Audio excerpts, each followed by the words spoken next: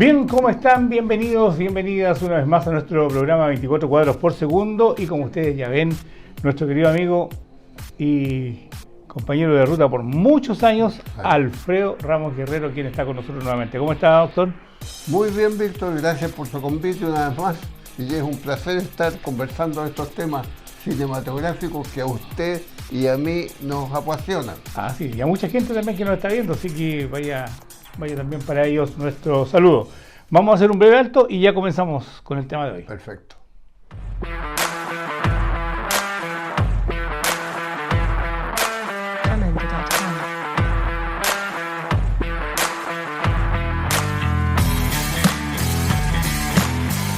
Bien, ya comenzamos a conversar con el doctor Ramos y un tema que yo sé que a él le apasiona, que alguna vez lo hemos tocado también, no es primera vez, pero ahora volvemos sobre él porque se está cumpliendo un aniversario importante desde la aparición de Tarzán, o Tarzán, como decíamos por acá. Tarzán, ya. Así que... Mira, Tarzán es un personaje de leyenda, es un personaje literario. Y la idea nació de un norteamericano, se llamaba Edgar Rice Burroughs, y es un hombre de comienzos del siglo pasado, del siglo XX. De tal manera que este hombre pasó por algunos momentos de dificultad económica, pero era creativo, porque tuvo otros personajes también importantes para esos años, y resulta que a este se le ocurrió en ese momento este hombre de la selva, y llegó a escribir 24 libros acerca de Tarzán. Es decir, la ficción y la literatura son prácticamente infinitas porque hay muchas variables que tienen.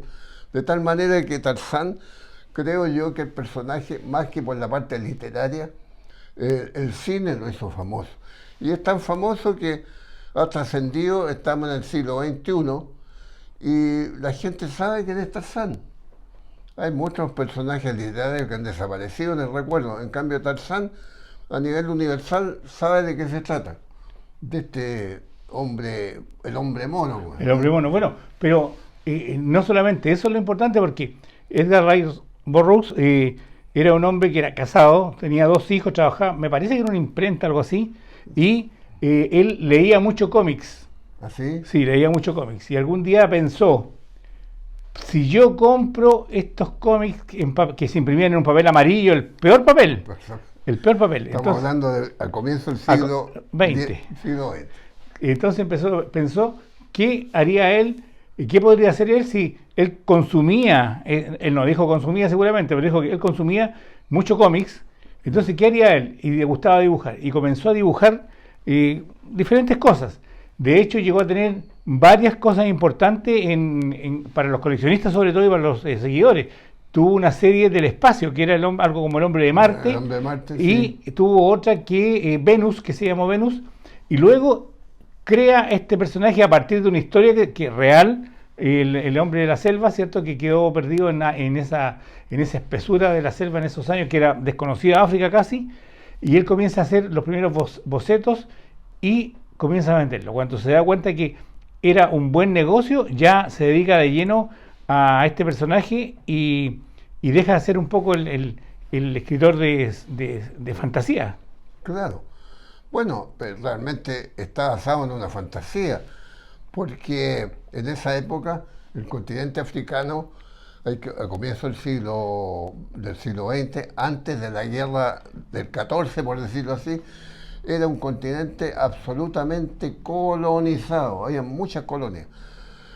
Digamos, los grandes países más poderosos de Europa habían tomado gran parte del África, Inglaterra, Francia, Bélgica, que es un país pequeño, sin embargo el territorio africano era 10 veces mayor que su país en Europa, en superficie. También España, que estaba decaída, también agarró algo ahí del África y Portugal, para qué decir, Alemania también y Italia.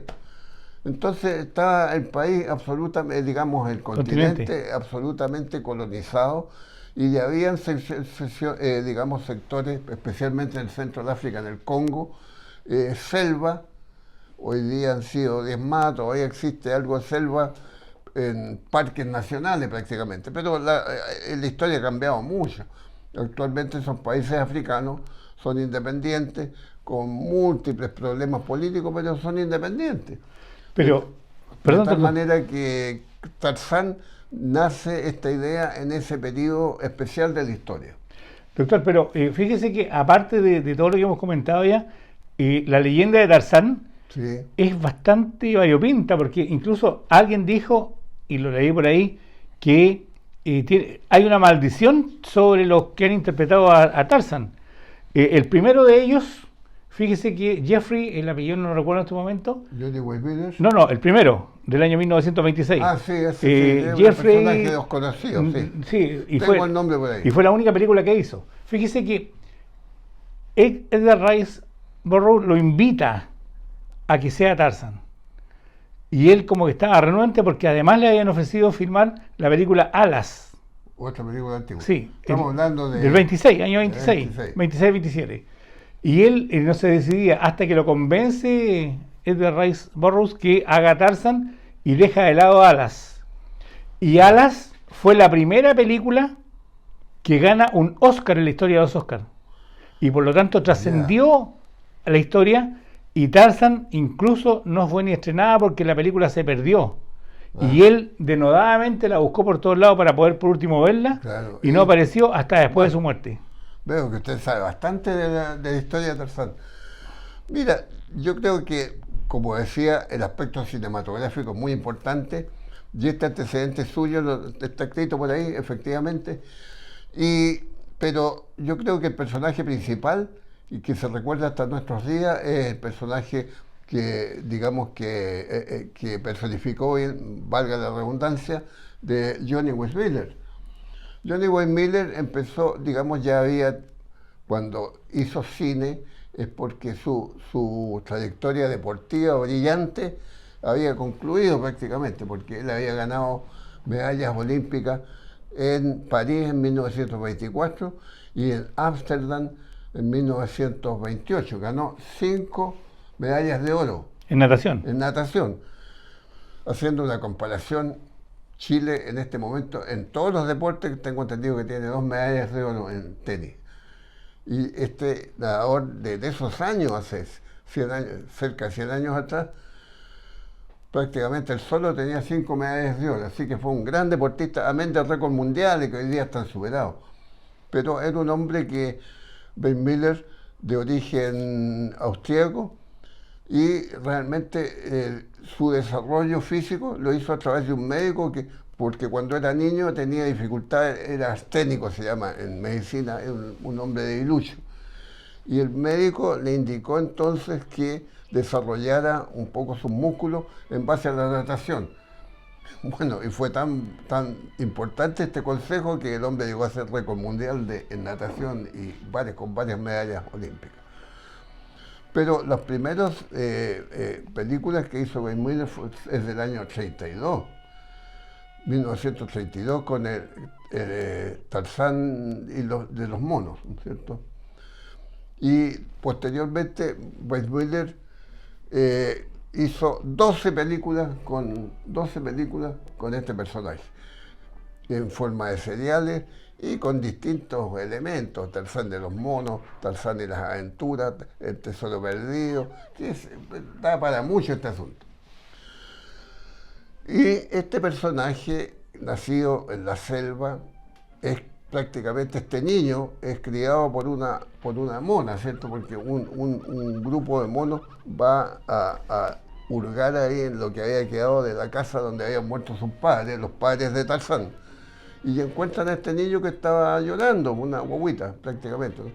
Y la mona, que se llama Kala en la literatura, la mona Kala, entonces lo adopta con su instinto maternal, de tal manera que este niño crece en la selva y dice en la literatura que aprende el lenguaje de los monos, y de poco va creciendo hasta que después ya llega un contacto con la civilización. Ese es más o menos el origen de Tarzán. Y muy bien desarrollado por Weissmuller, era un hombre muy fornido, buena pinta, y con un tórax de tal manera que que hizo muy bien ese y hasta el día de hoy recuerda, porque después hubieron otros Tarzanes que no están en el olvido, como usted dice, algunos que incluso desaparecidos. Está Lex Baxter. Sí, doctor, pero acá, antes de seguir con Lex Baxter, también tiene una leyenda oscura Johnny Weissmuller, porque él hizo muchas películas, fue el más famoso de todas maneras. Él era rumano de nacimiento, que en esa época era el Imperio Austrohúngaro, claro. ¿Ya? Y se nacionalizó norteamericano. Ya. Posteriormente, él se creyó tanto el cuento de Tarzán que terminó creyéndose Tarzán en la vida real. Y su última mujer, porque se casó 6 veces, le compraron una casa Cantinflas en Acapulco. Y ahí los vecinos de Acapulco, lo vi en un reportaje, en un documental que dieron hace poco, él salía en las tardes y gritaba como Tarzán. Claro. Y tuvieron que finalmente internarlo en un psiquiátrico. Y su mujer hizo todo lo posible para que nadie lo fotografiara ni lo filmara, claro, cuando estaba con estos ataques de Tarzán y gritando, hasta que muere y sale a luz esto. Bueno, digamos, la historia es un poco más larga porque este hombre se casó 3 veces. O 4 veces, y se divorció 3 veces, entonces eso lo llevó a la ruina. Lo llevó a la ruina y estuvo tan mal que incluso fue contratado como portero en Texas, digamos, en donde están los casinos. En Las Vegas. En Las Vegas. Fue portero, fíjate, porque estaba muy arruinado. Es decir, esto de casarse y divorciarse, usted sabe que es una cosa que cuesta mucha plata, y en Estados Unidos, ¿para qué decir? La tercera señora que dejó arruinar era una artista que se llamaba Lupe Vélez. Lupe Vélez tuvo cierto renombre, pero estuvo casada con Johnny Weissmuller y esa fue prácticamente la que la llevó a la ruina final. Y el fin de él, entre paréntesis, murió en México, ¿cierto? En Acapulco. Sí. Y está sepultado allí, está sepultado en Acapulco. Y digamos, este fue el final triste de este hombre, pero mira, hasta cierto punto no sé si podemos llamarlo maldición, porque hay varios casos que terminan del cine, gente alienada, por ejemplo, el mismo, saliendo de un poquito del tema, el mismo Drácula, Bela Lugosi también terminó así, haciendo experiencias que le iban a enterrar un puñal ahí en la noche, entonces se había compenetrado demasiado del personaje. Pero volvamos a Tarzán, y hablaba usted del Lex Baxter. Él también tuvo una leyenda negra. Bueno, él fue el Tarzán más conocido en la televisión, porque él fue el encargado de hacer la serie. Esa serie de 20 y tantos minutos que daban todos los domingos en la tarde. Bueno, claro, él era el personaje, entonces una gran cantidad de aficionados a Tarzán lo conocen por la serie, me incluyo, que era la que veía uno cuando niño. Y él se casó 3 veces. Y se divorció de la última y se volvió a casar. Pero en su divorcio había quedado mal ejecutado el acta del juez. Por lo tanto, él nunca se separó de su mujer, de la segunda mujer, aunque él que pensaba que estaba casado con la tercera. Quedó en la ruina. Y la tercera mujer se suicida. Y cuando él muere, las cenizas se le llevaron a la mujer legalmente casada con él, que era la que no se había divorciado. Y ella dijo, lo único que merece el Lex Baxter es que sus cenizas anden por ahí, y las tiró. Víctor, ¿no le parece que estamos hablando mucho del día 1 de noviembre? Pero doctor, si eso es lo que dice la gente que va a leer. Bueno, y después hay otros Tarzán, que ya Tarzán empieza a irse a la animación, ¿cierto? Disney ha hecho varias animaciones. Digamos, hizo una película del año 1999, al término del siglo pasado. Ahí hay una película que recaudó bastante plata. Recaudó más de $400 millones, lo que es bastante decir para una película que no tenía tanta expectativa, a través de Walt Disney. Y esa película, curiosamente, los personajes que hicieron de Tarzán nunca obtuvieron un Oscar, alguna nominación por ahí. En cambio, esta película de Walt Disney tiene un premio Oscar a través de un musical. Un premio Oscar a la mejor canción. Claro, pues Phil Collins creo que cantó una canción de fondo ahí en la película de Walt Disney, de tal manera que tiene también. Y eso revela usted que el personaje, aunque esté en el recuerdo, genera dinero. Es que lo que pasa es que Disney ahí buscó una buena banda sonora y además incluye en los efectos especiales el efecto Deep Canvas, que pareciera que Tarzán surfea por los árboles. que es lo que incluyó los estudios Disney en esa película para tener más atractivo. Claro. Pero ahí entre medio hay un Tarzan que a mí me gustó bastante la película, que es La leyenda de Greystoke con Christopher Lambert. Sí. La encontré buena. Es buena, claro. Realmente esas son de las últimas apariciones en el cine de Tarzan, y seguramente en futuro van a... No, sí, hay otra reciente, que es la leyenda de Tarzan. Ahí la dice, una leyenda de Tarzan, justamente. Así es que este tema entonces tiene cierta actualidad, y el personaje se ha hecho imperecedero. De tal manera que tal vez al conversar un poquito más acerca de los personajes que entran en la novela, su amiga y futura novia y futura... Jane, claro, que fue interpretada primero por una actriz también muy bonita. Jane se llamaba Maureen O'Sullivan, una irlandesa, Maureen O'Sullivan. Y curiosamente, una hija de ella, que también artista, se me escapa el nombre en este momento, contaba que en las películas esta mona, digamos, le tenía la mona Chita, que es un personaje del cine, no la quería mucho, trataba de morderla. Esta monita, esta chimpancé, tenía mucho afecto entonces por los personajes varones, no la molestaba, en cambio a ella la molestaba. O sea, todo pasa, pero y me acordé de algo del segundo Tarzán. Sí. Porque el Tarzan en la primera película no grita, no hace el grito. No. En la segunda empieza con el grito, y el Tarzán que contrataron gritaba tan bien que por eso lo pusieron en la película, pero tenía una voz muy débil, por lo tanto duró esa película y nunca más. Claro, y después el grito famoso de Tarzán es una conquista, digamos, es a través de un grupo no electrónico en esos años, sino más bien eléctrico, una componenda, de tal manera que se logró muy bien esto del grito, que no es original de John Wayne Miller, pero lo identifica por último.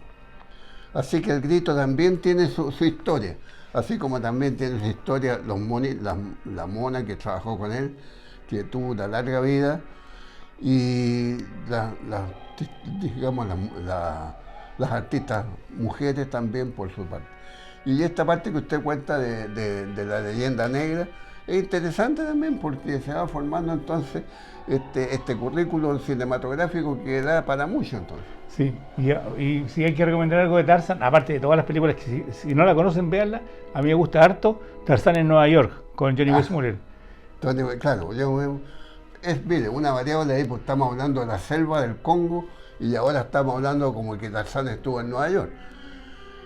Alguna reminiscencia semejante a King Kong, ¿eh? Sí, y lo que pasa King Kong también lo llevaron a la fuerza. Sí, pero ahí con Tarzán en Nueva York es una analogía que hace el productor, director y guionista, en que Tarzán está acostumbrado a la selva de árboles, animales, pero llega a la otra selva, la selva de cemento, de rascacielos. Esa es la analogía que hace. Esa es la analogía. Pero bueno, hemos hablado de Tarzán en este aniversario que está cumpliendo, y yo lo encuentro interesante. Espero que para ustedes también haya sido. Efectivamente, claro. Es un personaje literario, pero que ha trascendido, y es un personaje a nivel mundial. Todo el mundo sabe. Incluso se han hecho cómics, se han hecho películas, también radioteatro, y incluso en las bromas muchas veces se hacía, por ejemplo, los monosílabos de Tarzán. Bueno, el inglés, habla el inglés de Tarzán, es decir, un inglés muy elemental.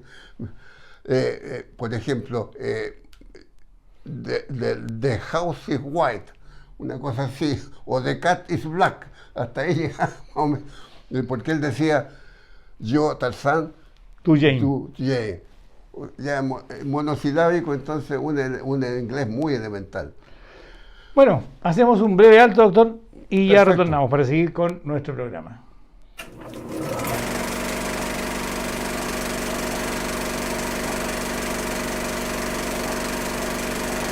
Bien, continuamos con nuestro programa en este día junto al doctor Alfredo Ramos Guerrero, quien está con nosotros, y hoy día con un programa algo distinto. Doctor, hablábamos de Tarzán en el bloque anterior, y esas películas recuerdo haberla visto en los rotativos, porque acuérdense que había en el cine había varias categorías de cine. Le vamos a poner una clase, ¿eh? No existía, pero supongamos los clase A, Claro. eran los que recibían los estrenos. Claro. Los clase B eran las reposiciones, cuando ya había salido de los más importantes, pasaba a los otros cines, venía, pongámosle nosotros clase B, o sea, Claro. ese es arbitrario. Y después venían los clases C, digamos, que ya recibían de todas las películas, y como se recibía de todas las películas, medias cortadas, nos daban las 2 horas, la hora y media que duraba, entonces para ir completando la cartelera le ponían 2 películas o 3 películas y uno pagaba una entrada y podía entrar, en mi caso en Santiago, a las 10:30 de la mañana y salir a las 12 de la noche si quería, porque era el rotativo. El rotativo, claro. Realmente usted lo describe muy bien y significaba que uno incluso en cualquier momento podía entrar al cine y estar en la mitad de la película y simplemente se quedaba adentro porque sabía que le iban a volver a dar. Así que era un asunto que no sé, hoy día no sería comerciales, No. pero yo recuerdo que en esos rotativos, los cuales participé en algunas ocasiones, ahí cuando estudiante, incluso hay gente dormida, oye, dentro de la butaca se quedaban dormidos algunos, o pagaban la entrada para dormir un poco. Así que de repente se sentían algunos ronquidos ahí. Y la gente lo hacía callar o le movían la butaca para que despertara, para que estaba molestando ahí con el ruido. Me ocurrió en más de alguna ocasión. Pero fíjese, doctor, que esos rotativos, en esa época de los rotativos, la gente como que no se preocupaba la hora que empezaba la película. Aunque la taquilla siempre tenían primera película en los horarios. Pero uno llegaba, entraba y si agarraba porque era el típico, agarré la mitad de la película, uno llegaba a la mitad de la película y comenzaba a ver esa mitad, sabía el final, veía la siguiente entera y esperaba el trozo que le faltaba. Claro. O bien se quedaba. O entera, claro. Esta cuestión era, para la gente que hacía las cimarras, los estudiantes, era una situación muy buena y gente que sabe bastante de cine a través de los rotativos. De los rotativos, claro. Bueno, ese es un recuerdo simpático de este periodo del cine que uno hablaba de ir al teatro en realidad. La palabra cine no se utilizaba mucho, yo recuerdo, porque las salas de cine, como las conocemos ahora, tenían un proscenio, ¿cierto? Claro. Por eso que merecía el nombre de teatro, porque ahí se podían hacer eventos culturales, políticos también, se utilizaba el proscenio. Obras de teatro. O bien obras de teatro, alguna ópera por ahí. Zarzuela generalmente. Zarzuela también, fíjate que era muy simpática la zarzuela, muy bonita. Y ese fue por eso de una vez, vamos al teatro. Pero en esa época después, cuando uno era más joven, iba a ver el cine. Las películas, las clásicas seriales, las cómicas, qué sé yo, todas esas cosas, las de cowboy, que eran la influencia del cine norteamericano, que en Chile era muy fuerte, de tal manera que había muchas películas de cowboy y de vaqueros.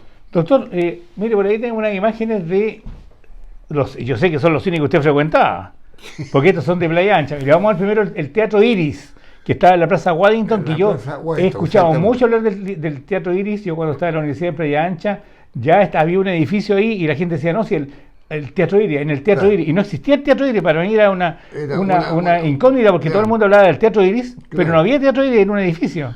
Exactamente, el Teatro Iris, claro, tenía, digamos, platea, algunos balcones a los costados y arriba la galería. Mira, ahí estamos mostrando una imagen del Teatro Iris. Ah, ya, claro. Y Oye, y tenía unas butacas que eran, en esa época se llamaban no eran butacas propiamente tal, sino asientos de madera de té, por decirlo así, que se usaba antes. Era una madera parecida a la aglomerada que tenemos hoy día y realmente era un poco incómoda la cuestión, media dura, porque el asiento y el respaldo eran de madera. Así que yo recuerdo especialmente el Teatro Iris. Y también entrando a mano derecha habían donde vendían también calugas y bueno, supongo yo que en la puerta, cuando entraba uno por la puerta principal, ¿esa en el medio o donde está la gente afuera o en la puerta chica? No, pues por la puerta central. Ah, ya. O sea, uno ingresaba en esa puerta grande donde está con ese pórtico. Sí. Claro que esa foto es tan antigua, yo no la conocí un poquito más modernizada con alguna mano gato. Pero esto tiene que haber sido del año 1913 cuando se inaugura. Pero en esa época yo no nací, pues Víctor. No, pero estamos hablando del edificio, doctor. Este teatro sí que... Lo conocía. Lo conocí más de los León, el Teatro León. Todavía existe el frontis en muy malas condiciones. Y es prácticamente una bodega. En alguna ocasión con usted lo visitamos. Sí, fuimos. Fuimos, pero vimos que estaba totalmente deteriorado. Quedan algunas figuras interiores en la parte superior que no han alcanzado a ser destruidos. ¿Usted conoció ese claro, perfecto. ese frontis? Porque alguien me dijo que eran escalas que subían a la galería o al balcón, las de los costados. Ah, tú dices, no, pues yo lo conocí prácticamente como en la muralla lisa que vimos hace poco.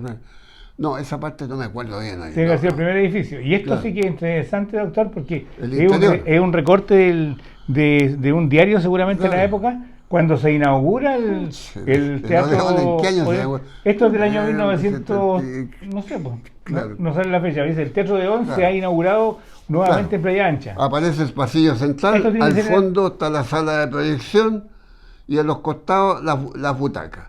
¿Y arriba, doctor? Arriba era el balcón, supongo. El balcón, mira, los balcones estábamos bien a los costados, no aparecen en la foto, y arriba la llamada galería, que se subía por una escala que da hacia la calle. Ese Teatro de Once. ¿Y ahí usted veía rotativo o veía funciones? Mira, ahí esta cuestión funcionaba matinée muy noche. Ya. De tal manera que las matinés era lo más frecuentado, lo que frecuentaba, y eso era a contar de las 2:30 de la tarde, después de almuerzo el día domingo, y uno iba a ver la película o iba a ver las seriales hasta las 5 de la tarde, porque después ya venía la función de Bermud, que era a las 6:30. Y más para mayores. Y esta imagen que estamos viendo aquí con el Teatro Imperio, claro, Avenida Pedro Montt. Claro, el Teatro Imperio también, daban películas y seriales también. El Teatro Imperio hoy día está convertido en un bazar, ese asunto. Es una feria. Una feria, no sé si el frontis yo creo que ya ha desaparecido. No, mire, yo vi el incendio de ese teatro y recuerdo que por la escala que se ve en pantalla al lado derecho sí. Subí varias veces porque ahí estaba la oficina de Humberto Gaete Pino, que yo lo iba a visitar, que era paralelo a la entrada al cine. ¿O había oficinas? Claro, había oficinas, que eran las ventanas chicas estas que se ven en el segundo piso. Y bueno, era un cine grande, como los antiguos, 2.000 butacas seguramente, 1.500, que era lo mínimo que tenían en esa época. No tanta. Sí, eran bastante. Los teatros antiguos eran muchas butacas. Pero la población era más chica también. Sí, también, pero se llenaban.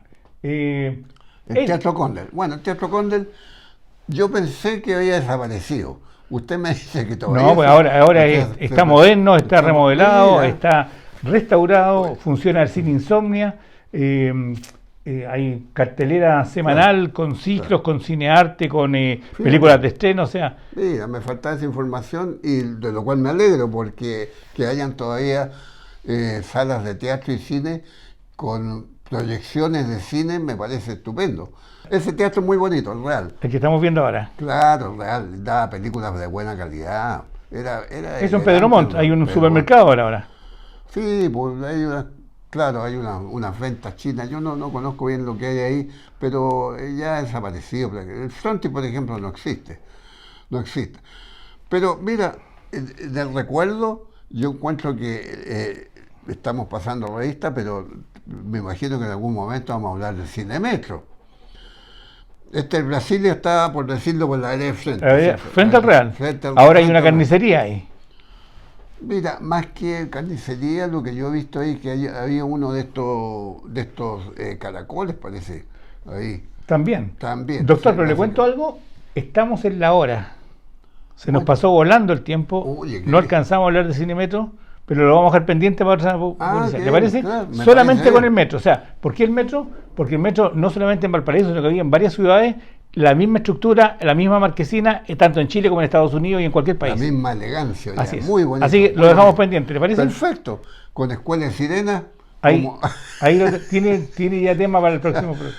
Doctor, como siempre ha sido un agrado estar con usted. Igualmente, Víctor, hemos conversado y yo creo que hemos aprendido ambos. Y Dios quiere que nuestros televidentes, amigos y amigas televidentes se hayan entretenido, que es lo principal. Así es. Así que nos vemos en el próximo programa partiendo con el Cinemetro. Listo, Víctor.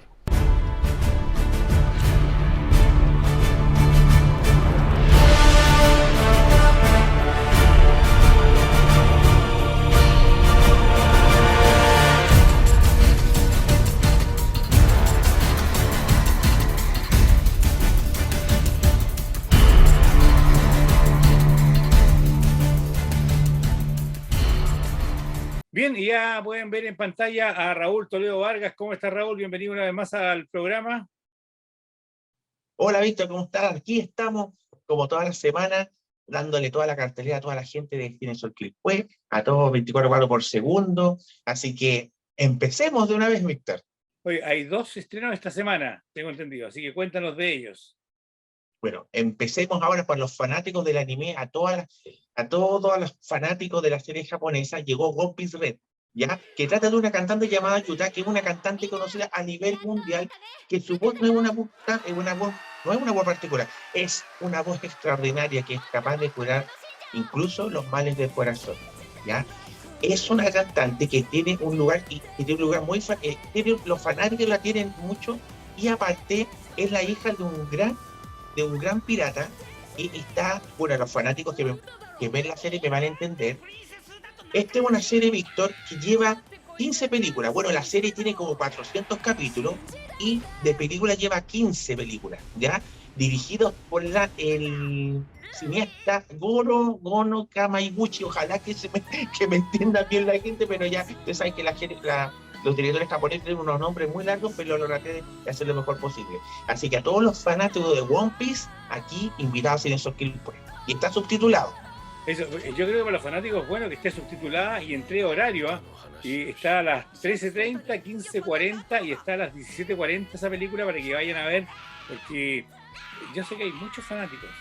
No es un cine que yo siga, pero sé que hay muchos fanáticos que van, la ven 1, 2, 3 veces, se sabe la historia, los personajes, los colaterales de la película. O sea, hay mucho que ver, así que esta película... Sí, te lo digo con propiedad porque la gente me ha preguntado, sobre todo los fanáticos me han preguntado, no sé, por un mes antes de la película. Ay, quiero contarte, Víctor, aparte que esta es la serie, una franquicia japonesa, la franquicia japonesa más antigua del mundo, para que tengan ojo, o sea, es un gran detalle. Así que bueno, ya saben, 3 horarios para que vayan a ver aquella película. Oye, ¿y sigue el terror en Cinesol? Como te dije, Víctor, el terror no vino para que eso que ya pasó Halloween, Víctor. Pero el terror no quiere irse, ¿ya? Así que yo te quiero contar el llamado del anticristo, ¿ya? La sinopsis comienza con Jacob Chandler, es un hombre corriente que tiene un don extraordinario que saca exorcismo en todos los lugares.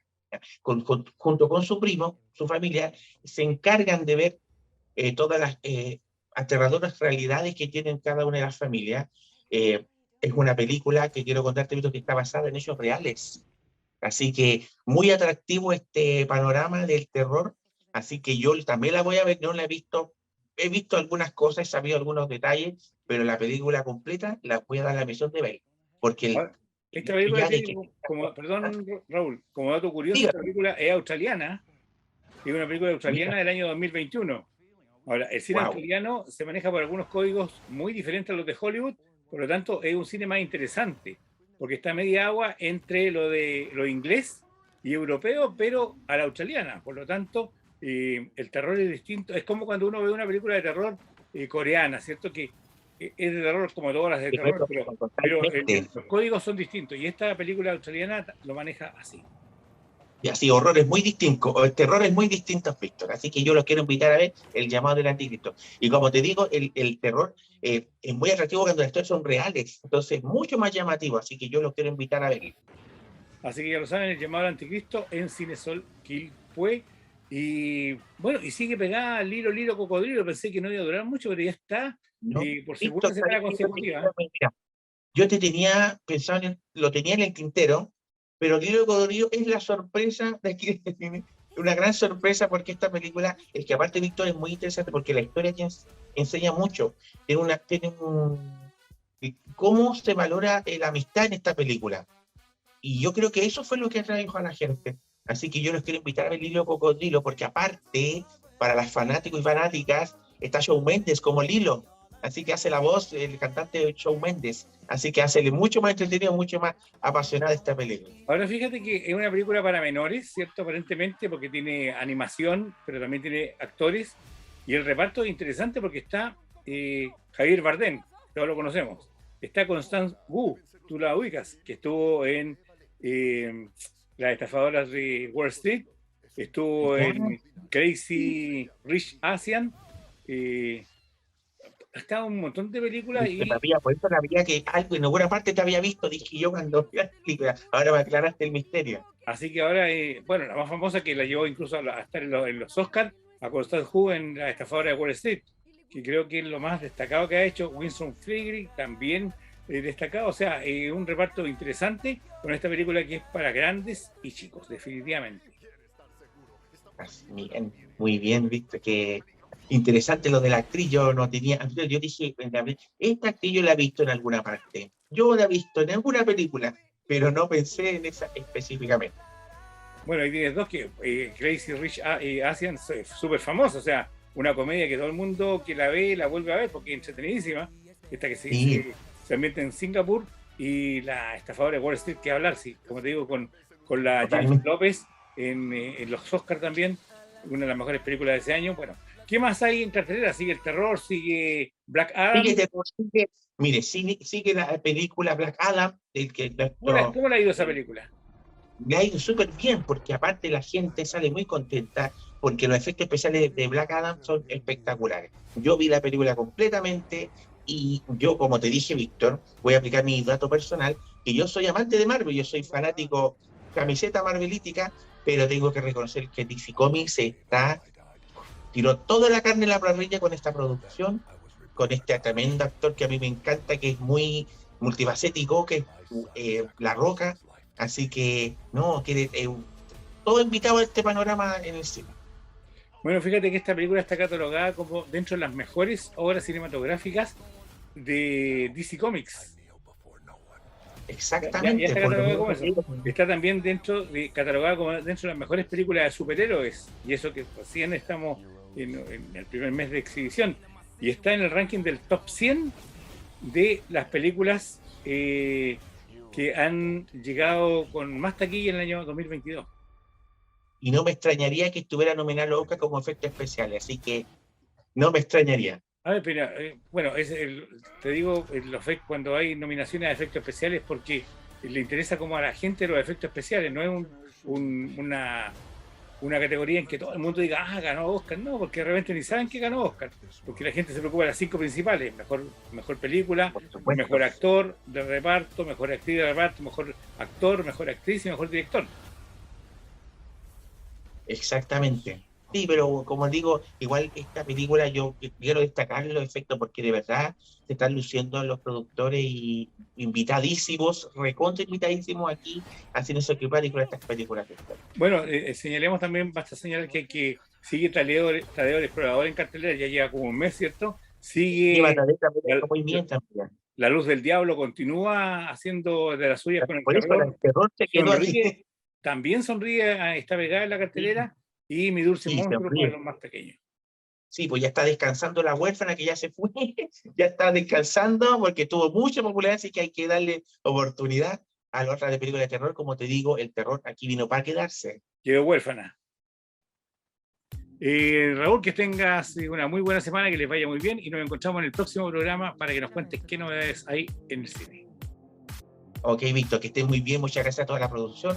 Y como siempre, todos bienvenidos toda la semana en 24 cuadros por segundo, Cinesol Quilpué. No olviden ir a sus redes sociales, Cinesol Quilpué, 24 cuadros por segundo también. Así que estén muy bien. Que esté bien. Hasta la próxima. Hasta la próxima.